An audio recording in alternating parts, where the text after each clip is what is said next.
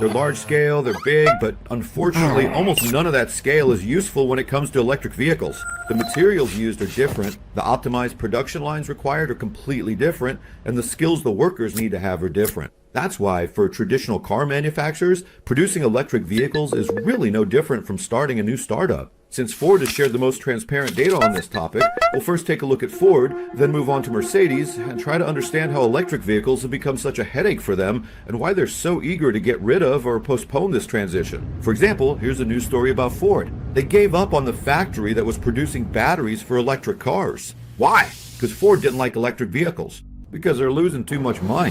When we look at the latest quarterly financial results, Ford's revenue increased by 4%. That's pretty good, but we're seeing declines in EBITDA, a 59% drop and a 3.5 basis point decrease. Again, we're seeing a drop in cash flow and a decrease in earnings per share. The main reason for this is what they're experiencing on the electric vehicle side. Look, Ford is a bold company. I respect that. They're the ones who openly share just how much trouble they're in with electric vehicles. They can't grow their revenue in electric vehicles. On top of that, profit margins keep heading further into the negative. They also can't increase their sales numbers.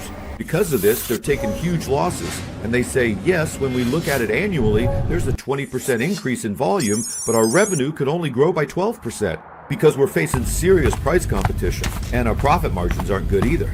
We're dealing with very high costs, there's competition, and so on and so forth. Because of this, Ford is losing around $2 billion on electric cars. Let's thank Ford once again for this transparency.